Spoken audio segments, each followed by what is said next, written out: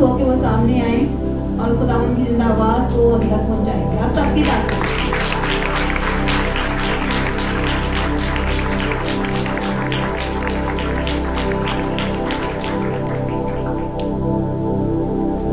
खुदावंद यीशु मसीह के अजीम फतेहमंद और जिंदा नाम में हम सबकी सलामती हो। क्या आप सब खुश हैं? हालेलुया। तो क्यों ना हम कलाम के एहतराम में सब खड़े हो, सब जिनकी टांगें दर्द होती वो भी खड़े हो, क्योंकि खुदा ने अपने कलाम को अपने हर एक नाम से ज़्यादा अज़मत दी है। तो हम आज कलाम खुदा में से अपनी रहनुमाई के लिए एक हवाला देखेंगे। मत्ती रसूल की मार्फत लिखी गई खुदावंद यीशु मसीह की इंजील, उसका 19वां बाब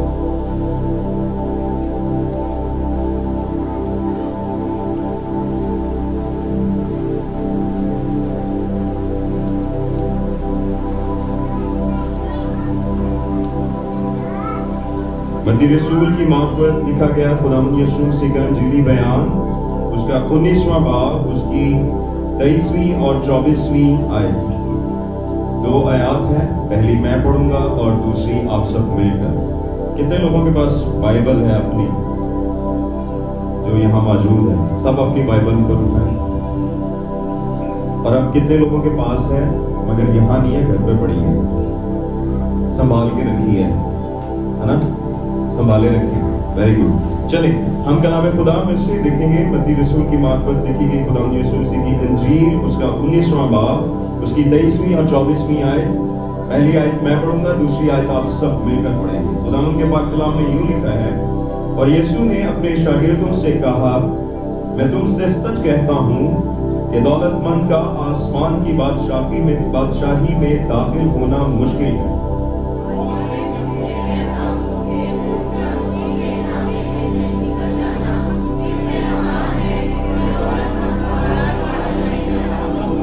पाकलाम का सुना, समझा, सिखाया, सीखा जाना और हम सबों के लिए कबूल किया जाना बाइस बरकत हो। आप सब तशरीफ रखें। आमीन।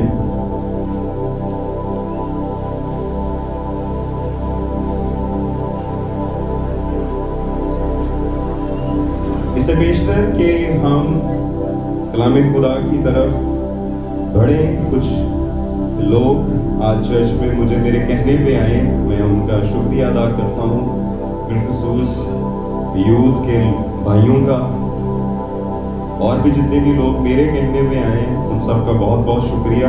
हम कलाम खुदा में से हमने मत्ती रसूल की मार्फत खुदावंद यीशु मसीह की इंजील, उसका 19वां बाब, उसकी 23वीं और 24वीं आयत पढ़ी, जिसमें लिखा है, और यीशु ने अपने शागिर्दों से कहा, मैं तुमसे सच कहता हूँ कि दौलतमंद का आसमान की बादशाही में दाखिल होना मुश्किल है।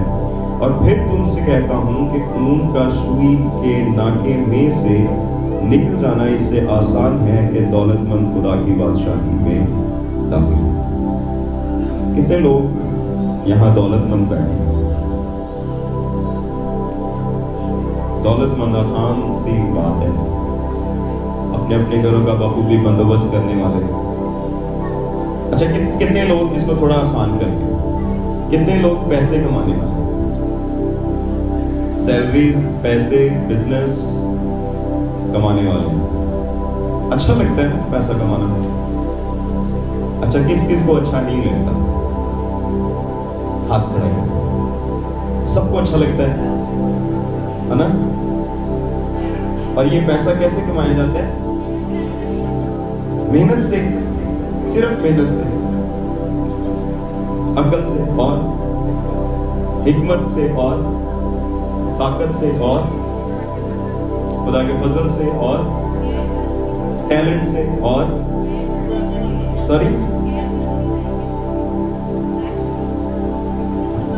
नाजायज तरीके से, ठीक है, और पैसे से पैसा कमाया जाता है, और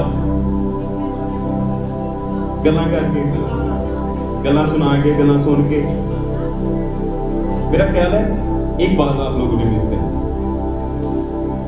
पैसा पंक्चुअलिटी से कमाया जाता है ना? वक्त की पाबंदी करके कमाया जाता है। ऐसा ही है ना, जो लोग जॉब करते हैं अगर वो वक्त पर अपने काम पर नहीं जाएंगे तो उनके पैसे कटेंगे, है ना, या छुट्टी करेंगे तो कटेंगे, या हफ्ता घर में बैठे रहेंगे तो कटेंगे, है ना। ये बात मेरा ख्याल हम लोगों ने मिस कर दी। नहीं, अगर आप नहीं जाते, बिल्कुल सोच, अगर आप जाते ही नहीं है, जैसे मेरा अपना बिजनेस है और मैं जाता ही नहीं हूँ, तो क्या मैं पैसा कमा सकता हूँ? मतलब फर्माबरदारी से, ताबेदारी से, पंक्चुअलिटी से, वक्त की पाबंदी करते हुए हम पैसा कमाते हैं। तो अगली बात आप समझ गए होंगे, अक्लमंदों के लिए इशारा काफी है कि मैं पाबंदी क्यों कह रहा हूँ। चलें हम आगे बढ़ते हैं, खुदावंद के पाक कलाम की तरफ तवज्जो देंगे। थोड़ी देर के लिए हम मुतवज्जे होंगे। हम जिस खित्ते में रह रहे हैं, जनूबी एशिया, इसमें बहुत सारे लोग करोड़पति। यहाँ पे बैठा करोड़पति, जिन लोगों का अपना घर है वो सारे करोड़पति हैं। ज्यादातर लोग जो है ना, इस खित्ते में रहने वाले लोग करोड़पति हैं, मगर इसके बावजूद इसी खित्ते में सबसे ज्यादा गरीब लोग भी रहते हैं। एक तहकीक के मुताबिक, एक अंदाजे के मुताबिक 74% से ज्यादा लोग हैं जो एक दिन की जिनकी कमाई $2 से भी कम या शायद $1 तक है, एक दिन की कमाई इसी खित्ते में। वो लोग बहुत मुश्किल से गुजर बसर कर रहे हैं, बहुत मुश्किल से अपना चला रहे हैं।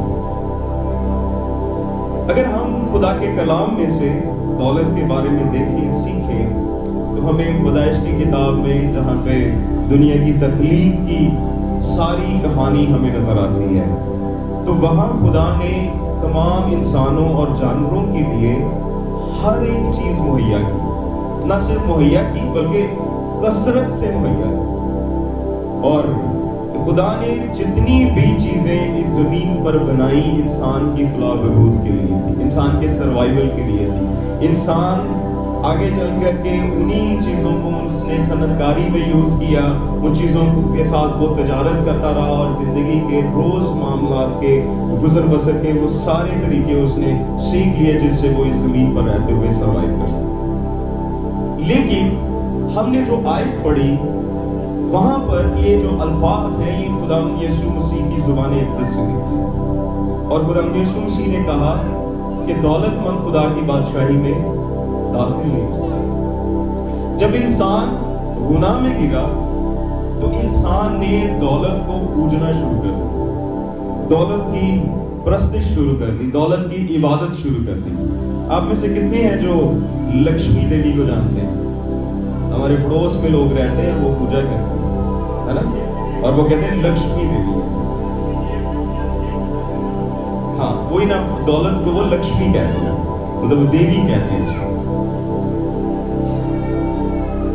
इसीलिए यीशु मसीह ने मत्ती की इंजील उसके 6 बाब में कहा कि कोई भी आदमी 2 मालिकों की खिदमत नहीं कर सकता। या तो वो एक से अदावत रखे और दूसरे से मोहब्बत रखे। और इसी आयत का जो आखिरी हिस्सा है वहां पर खुदा यीशु मसीह ने कहा कि तुम दौलत और खुदा दोनों की खिदमत नहीं कर सकते। और फिर पहला तीमुथियुस उसके 6 बाब की 10वीं आयत में लिखा है कि ज़र की दोस्ती हर किस्म की बुराई की जड़ है। दौलत से मोहब्बत करना, दौलत से प्यार करना, रुपए पैसे से प्यार करना, इसका मतलब ये है कि जो शख्स ये करता है वो हर किस्म की बुराई कर सकता है, वो हर किस्म की बुराई करने की जड़ उसके अंदर। अगर हम आज के दौर में देखें तो इब्लीस के बाद मेरा ख्याल हमारा सबसे बड़ा जो दुश्मन है वो दौलत है।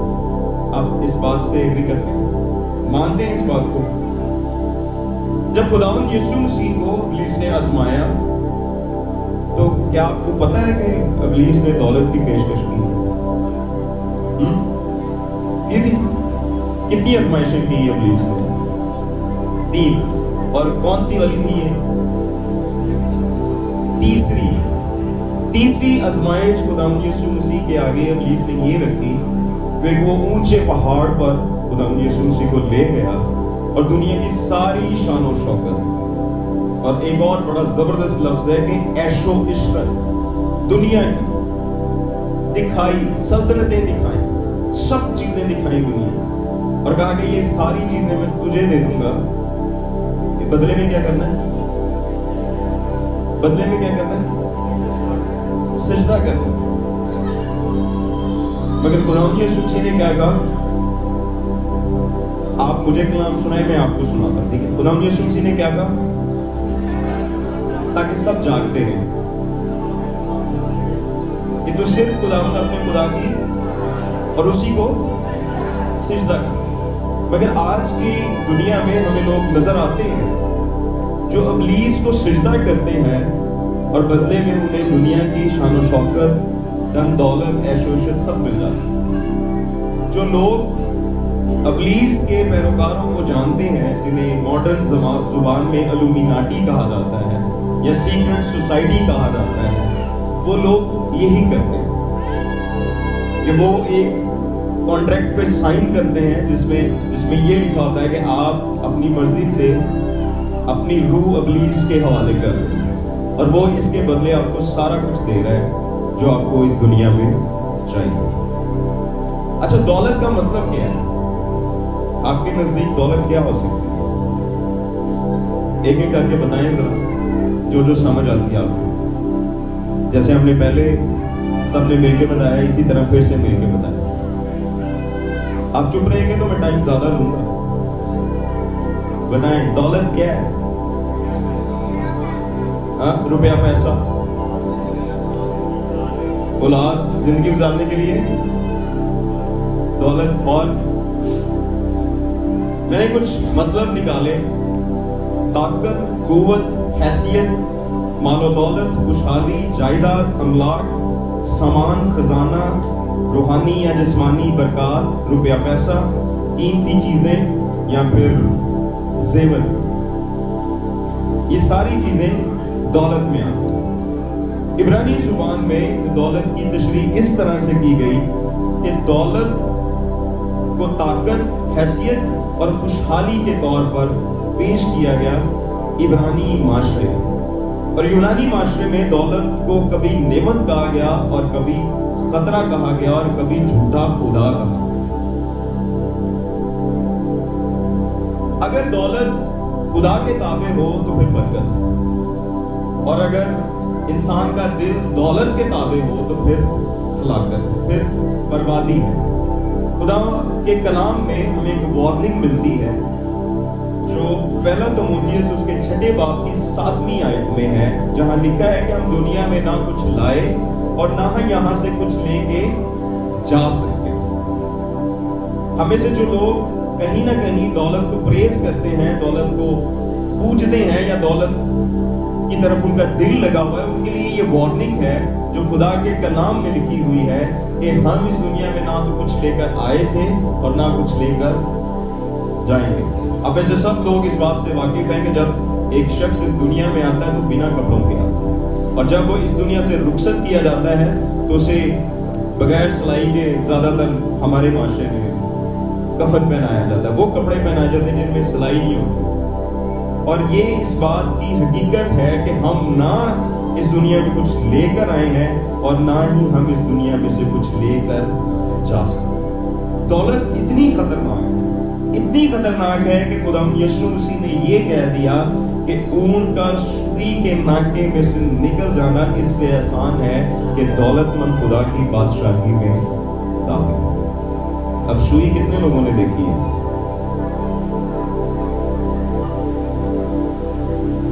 کتنے لوگوں نے سوئی دیکھی ہے؟ اور اس کا ناکا کتنا سو؟ اب بتائیں اونٹ کتنے لوگوں نے دیکھا؟ کیا گزر سکتا ہے اونٹ مشکل سے؟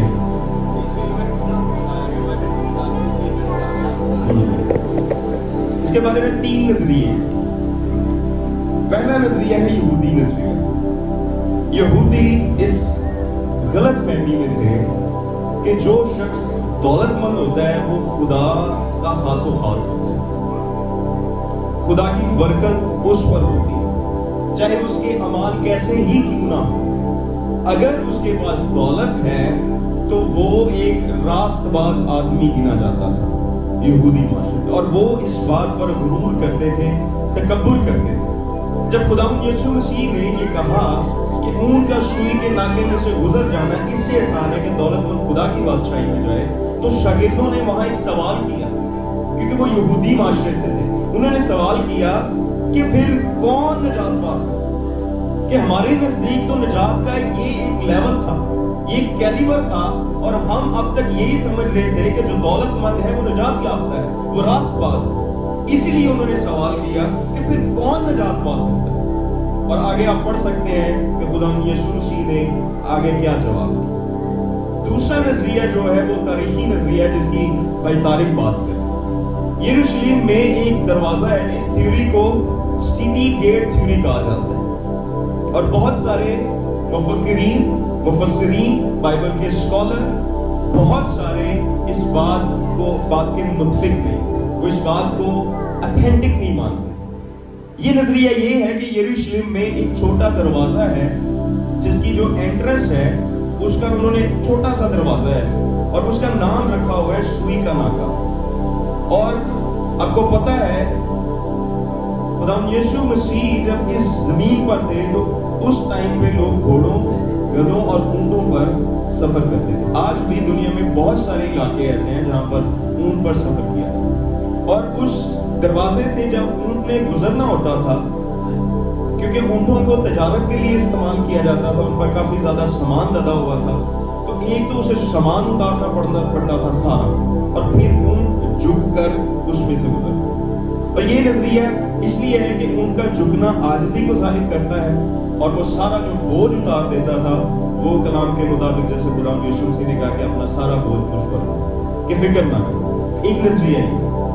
तीसरा नजरिया जो खुदावंद यीशु मसीह का नजरिया, जिस पर बहुत सारे बाइबल के स्कॉलर मुत्तफिक, खुदावंद यीशु मसीह ने डायरेक्टली यहूदी माशरे को चैलेंज किया, उन्हें पॉइंट आउट किया कि तुम इस गलत फहमी में हो कि अगर तुम दौलतमंद हो तो तुम आसमान की बादशाही में जा सकते हो, मगर ये उसी तरह नामुमकिन सा काम है जिस तरह ऊंट का सुई के नाके में से निकले। मगर अगर तुम ये सोचते हो तो फिर भी ऊंट का सुई के नाके में से गुजर जाना आसान है इससे कि दौलतमंद खुदा की बादशाही में दाखिल हो। यहाँ पर खुदावंद यीशु मसीह ने नसीहत भी की, क्योंकि जहां तेरा माल है वहीं तेरा दिल भी लगा रहे। और खुदावंद यीशु मसीह ने ये भी कहा कि अगर आदमी सारी दुनिया हासिल करे और अपनी जान का नुकसान उठाए तो उसे क्या होगा। मेरे साथ कल खुरम भाई रात को बैठे हुए थे, तो एक स्टोरी वो बता रहे थे। स्टोरी ये बता रहे थे कि विलेंशिया टाउन की साइड पे, भाई बता रहे थे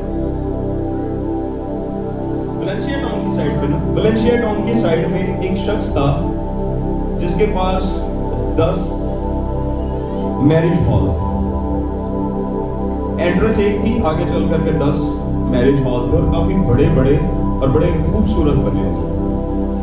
और ऐसे ही चलते हुए उसके पास कोई शख्स आ गया, तो उसने कहा यार ये बेच दे सारे। तो उसने ऐसे मजाक में कह दिया जी 120 करोड़ के हैं सारे। जो बंदा उससे कह रहा था कि बेच दे, वो लेने की नीयत से ही आया, वो उसके पास बैठ गया, उसने कहा यार मुझे चाहिए, आप बेच दो। कोई रेफरेंस निकल आई, खैर उनका 100 करोड़ में डील हो गई। ये सच्चा वाकया मैं बता रहा हूँ, 100 करोड़ पे डील हो गई, और वो बंदा अगले दिन 100 करोड़ कैश लेके और सारे प्रॉपर्टी के पेपर लेके उस बंदे के पास आ गया कि यार हमारी कल डील हुई है, मैं ये पैसे ले आया हूँ, आप ये पैसे लो और मुझे ये जगह दे दो। अब उस शख्स ने, जिस जो हॉल का मालिक था, उसने अपने बेटे को कॉल की, उसे कॉल करके कहा कि यार ये हॉल मैंने बेच दी है। अपने बेटे को उसने कहा कि बेटा मैंने ये हॉल बेच दी है और 100 करोड़ हमारे पास कैश आ गए, तो आप आगे ले जाओ। उसके बेटे ने उससे कहा कि अब्बा जी 100 करोड़ आप मुझसे ले लेते, 250 करोड़ की तो सिर्फ जमीन ही जमीन है जिसके ऊपर हॉल बना है। और भाई बता रहे थे कि 2 घंटे वो आदमी वहां पर सब पकड़ के बैठ गए कि 200 करोड़ की जमीन, 250 करोड़ की जमीन, और फिर उसके ऊपर जो कंस्ट्रक्शन थी, कम से कम कोई 400 करोड़ तक का ये सौदा था, ये डील थी, मगर उसने 100 करोड़ में की। اور وہ 2 گھنٹے اس خدشے میں بیٹھا رہا کہ مجھے نقصان ہے. اور بھائی بتا رہے تھے کہ وہ بندہ گھر گیا ہے اور جب گھر گیا ہے تو اس کی ڈیتھ ہو. حالانکہ وہ یہ بھی سوچ سکتا تھا کہ 100 کروڑ تو آ گیا. تو جو دولت سے پیار کرتے ہیں ان کے لیے خدا یسوع مسیح نے کہا ہے کہ اگر آدمی ساری دنیا حاصل کرے اور اپنی جان ہی گوا دے تو اسے کیا فرق. اگر آپ تندرست نہیں ہیں تو آپ کے بینک میں 1000 کروڑ بھی پڑا نا تو آپ کو مزہ ہی نہیں ہے. اگر آپ تندرست ہیں تو آپ کی جیب میں 10 روپے ہیں اور آپ رستے میں جاتے ہوئے آپ نے امرود لے کے کھا لیے ہیں مزے سے, تو میرا خیال وہ زیادہ ببر کرتا ہے. اب خداوند یسوع مسیح نے جب یہ ایک کیلیبر سیٹ کیا تو ہم پرانے عہد نامہ میں ذرا دیکھیں. ہمیں پرانے عہد نامہ میں کچھ مثالیں ملتی. اگر دولت مند خدا کی بادشاہی میں نہیں جا سکتا تو پرانے عہد نامہ میں ہمیں خدا کے کچھ لوگ ملتے ہیں, کچھ راست باز ملتے ہیں, کچھ نبی ملتے ہیں جو اپنے اپنے وقت میں مالدار تھے, دولت مند. جیسے ابراہم, اس کے بارے میں لکھا ہے کہ وہ ایک دولت مند شخص تھا. پیدائش کی کتاب 13ویں باب کی 2 آیت میں لکھا ہے, میں آپ کے لیے جلدی سے پڑھ دیتا ہوں. پیدائش کی کتاب 13واں باب اور اس کی 2 آیت میں لکھا ہے, اور ابراہم کے پاس چوپائے اور سونا چاندی بکثرت, وہ اتنا دولت مند. پھر اسحاق خدا کی برکت سے بڑھتا گیا. پیدائش کی کتاب اس کا 26واں باب اور اس کی 12ویں سے 14ویں آیت میں آپ کے لیے پڑھ رہا ہوں. یہاں لکھا ہے کہ اور اسحاق نے اس ملک میں کھیتی کی اور اسی سال اسے 100 گنا پھل ملا, اور خداوند نے اس سے برکت بخشی اور وہ بڑھ گیا اور اس کی ترقی ہوتی گئی یہاں تک کہ وہ بہت بڑا آدمی ہو گیا. پھر یعقوب کے بارے میں پیدائش کی کتاب اس کا 30واں باب 30ویں باب کی 43ویں آیت میں لکھا ہے, چنانچہ وہ نہایت بڑھتا گیا, اس کے پاس بہت سے ریوڑ اور لونڈیاں اور نوکر چاکر اور اونٹ اور گدھے ہو. یہ یعقوب کی بات ہے, یہ بھی ایک مالدار شخص تھا, دولت مند شخص. پھر آپ یوسف کو جانتے. یوسف نہ صرف دولت مند تھا بلکہ اختیار والا بھی تھا. مصر کا حاکم تھا, گورنر تھا. پھر ہم داؤد بادشاہ کے بارے میں دیکھتے ہیں کہ داؤد بادشاہ کے پاس بہت ساری دولت, وہ بادشاہی کرتا تھا. اسرائیل کا سب سے بڑا بادشاہ اسے کہا جاتا ہے, جس نے سب سے زیادہ علاقوں پر حکومت کی. پھر اس کا بیٹا سلیمان بادشاہ, جس کے بارے میں یہ لکھا ہے کہ جتنے بھی اس وقت کے بادشاہ تھے, سلیمان بادشاہ سب سے زیادہ امیر تھا. وہاں لکھا ہے کہ وہ سب بادشاہوں پر سبقت لے گیا, سب پر وہ بھاری تھا ایک اکیلے. پھر ایوب کی مثال ہم دیکھیں کہ خدا نے, جب ہم ایوب کی کتاب پڑھتے ہیں تو وہاں پر لکھا ہے کہ وہ اہل مشرق میں سب سے زیادہ مالدار. اور پھر جب اس پر آزمائش ہے اور اس کے بعد جب آپ اس کے 42ویں باب میں پڑھتے ہیں تو وہاں لکھا ہے کہ خدا نے جتنا کچھ ایوب کو دیا تھا بعد میں اس کو اس کا دگنا دے دیا, اس سے زیادہ دے دیا. اور پھر ہم نئے عہد نامہ میں بھی کچھ مالدار لوگوں کو دیکھیں, جیسے زکئی ایک محصول لینے والا تھا, مگر جب خداوند یسوع مسیح سے ملاقات ہوئی تو اس کی تبدیلی ہوئی, اور وہ دولت مند جو لوگوں سے ناحق لیتا تھا وہ سخاوت کری. اس نے کہا کہ اگر میں نے غریبوں کسی کا ناحق لیا ہے تو میں اسے 4 گنا واپس لوٹاؤں, اور غریبوں کو وہ بانٹنا شروع کر دیا. پھر ہمیں یوسف جو ارمتیہ کا رہنے والا تھا, اس کے بارے میں لکھا ہے کہ وہ ایک مالدار آدمی تھا, مالدار شخص تھا, جس نے خدا یسوع مسیح کی لاش مانگی اور پھر اسے صاف مہین کپڑے میں چادر میں لپیٹا, اور پھر اپنی نئی قبر میں جو اس نے چٹان میں کھدوائی تھی وہاں پر. مگر اس کے ساتھ ساتھ ہم ایک اور شخص کو دیکھتے ہیں جو خدا یسوع مسیح کے ساتھ رہا. اس کے باوجود بھی وہ خداوند کو پہچان نہ سکا. وہ دولت کے لالچ میں رہا, وہ دولت کو پسند کرنے والا. اور یہ شخص ان لوگوں کی نمائندگی کرتا ہے جو خداوند یسوع مسیح کے ساتھ چلتے ہیں, مگر پھر بھی ان کی اولین ترجیح جو ہوتی ہے وہ دولت ہے. آپ جانتے ہیں میں کس شخص کے بارے میں بات کر رہا ہوں؟ کس کے بارے میں؟ یہودا اسکریوتی. کہا جاتا ہے کہ یہ غالباً کریت کے قصبے کا رہنے والا تھا. یہ واحد شکیل تھا جو گلیلی نہیں تھا, اور اس کے پاس چندے کی تھیلی رہتی, اور یہ چور تھا, لالچی تھا, خدا کے کلام میں لکھا. خدا یسوع مسیح نے کچھ معجزات کیے جو کہیں نہ کہیں دولت سے کنیکٹ ہوتے ہیں. آپ میں سے کوئی بتا سکتا ہے اگر آپ کو کوئی یاد آئے جو دولت سے کنیکٹ ہو, جن میں واضح طور پر کہ یہ کام تو دولت سے ہو سکتا تھا. Very good. 5,000 کو, پھر 4,000 کو, 2 روٹیوں سے, 5 مچھلیوں سے. پھر 2 دفعہ یہ واقعہ ہوا. ایک دفعہ 4,000 صرف مرد اور مرد, صرف مرد ہی مرد تھے, اور پھر ایک دفعہ 4,000 کے قریب, ایک دفعہ 5,000 کے قریب. اور اس کے علاوہ آنکھوں کو ٹھیک کرنا نہیں, یہ دولت سے ڈائریکٹلی کنیکٹ نہیں ہوتا. ہاں, پہلا معجزہ جو بائبل میں لکھا ہوا ہے, کانا گلیلی کی شادی تھی, اور یسوع نے جب پانی کو میں بنا, وہ گھر والے تو پریشان ہو رہے ہوں گے نا, اب اتنے پیسے کہاں سے لائیں کہ ہم فوراً سے میں ارینج کریں, بری بنائی لے آئیں. پھر اور کیا, اور مچھلیوں والا یہ کھانا کھلایا خدا یسوع مسیح نے کہ اتنا کھانا ہم کہاں سے لے گئے, ہمارے پاس اتنے پیسے نہیں ہیں. پھر خدا یسوع مسیح نے جب ٹیکس دینا تھا تو شاگردوں سے کہا کہ مچھلی کے منہ میں سے سکہ نکلے گا, اور وہ جا کے کیسر کو دے گا. ٹھیک ہے. پھر جب غریب بیوہ ہیکل میں پیسے دے رہی تھی, ہدیہ دے رہی تھی, روپیہ پیسہ تھا, تو وہاں پر بھی خدا یسوع مسیح نے کہا کہ جتنوں نے دیا وہ سب میں سے زیادہ اس نے. پھر یہی امیر نوجوان جس کے ساتھ خدا یسوع مسیح کی گفتگو ہوتے ہوئے خدا یسوع مسیح نے یہ کہا. آپ کیا سمجھتے ہیں, یہ تقریباً 5 واقعے ہیں انجیل میں لکھے گئے, ان میں سے کتنوں میں یہودا اسکریوتی ساتھ ہوگا؟ سوچیں اس بات کو, کتنوں میں ساتھ ہوگا جب یسوع نے اتنی بڑی بھیڑ کو کھانا کھلا دیا, ہے نا؟ جب خدا یسوع مسیح نے بیوہ کے حق میں کہہ دیا کہ سب سے زیادہ اس نے دیا, جب خدا یسوع مسیح نے میں کو, پانی کو میں بنا دیا, تب بھی یہ ہو سکتا ہے نا وہاں موجود ہو.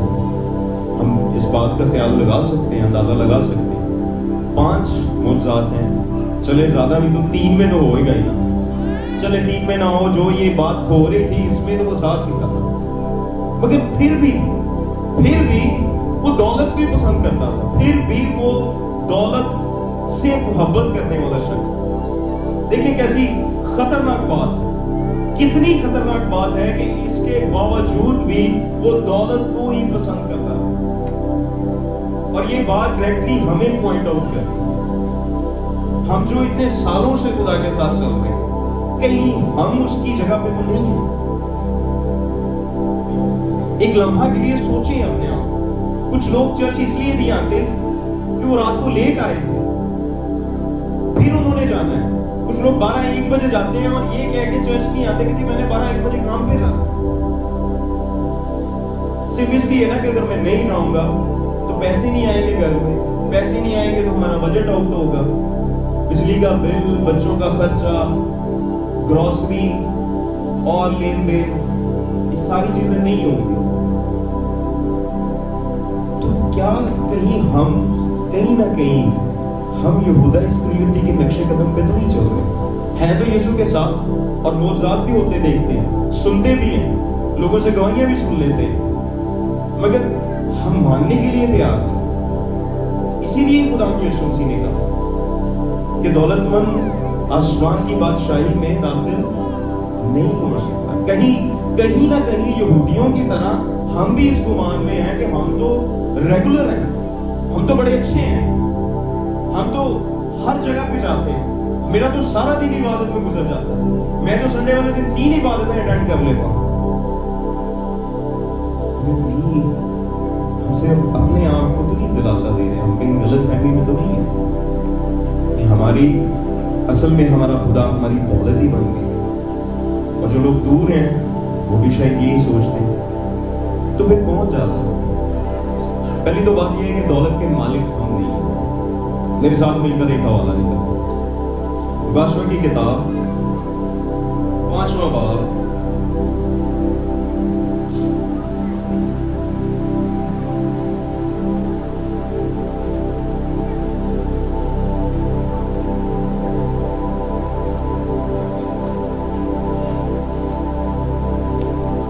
हम दौलत के ना तो मालिक हैं ना हम लाइक हैं, ये खुदा का कलाम कह रहा है।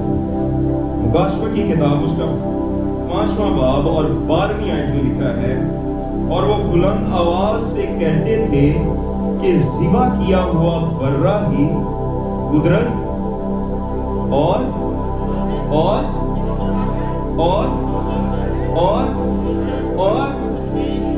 के कौन लायक है दौलत की? मैं और आप लायक हैं।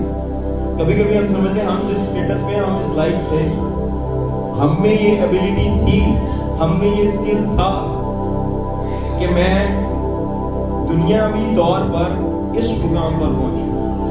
हम तो कभी इस लायक ही नहीं थे।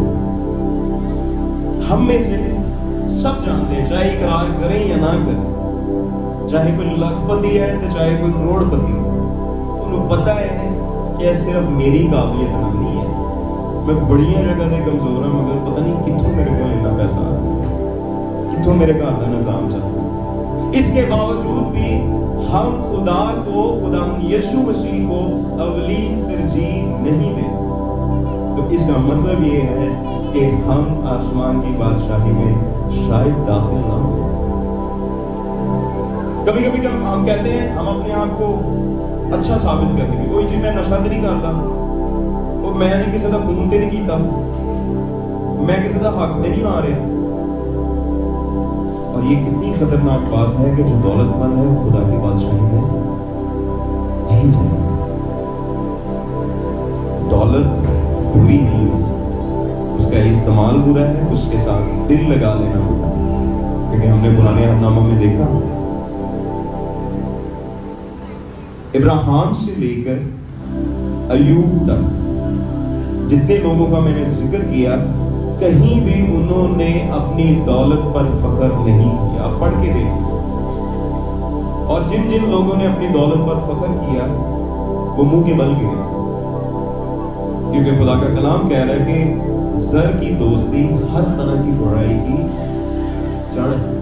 अब एक शख्स कहता है जी मैं खून नहीं करता, क्योंकि उसे दौलत से प्यार है, तो फिर सारी बुराइयां उसमें, सारी की सारी बुराइयां उसमें। इसीलिए खुदा ने कहा कि वो आसमान की बादशाही में दाखिल नहीं हो सकता। मगर आसमान की बादशाही में दाखिल होने का एक और तरीका खुदा ने अब मेरे साथ मिलकर निकाले खुदावंद के पाक कलाम में से।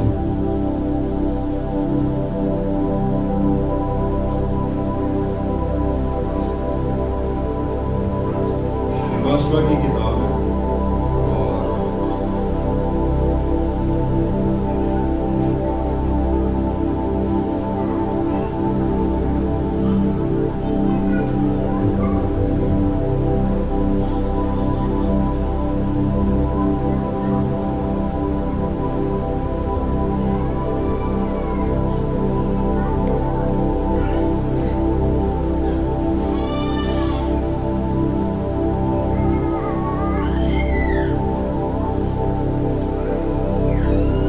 मुकाशवा की किताब है, उसका 3रा बाब है और उसकी 18वीं आयत।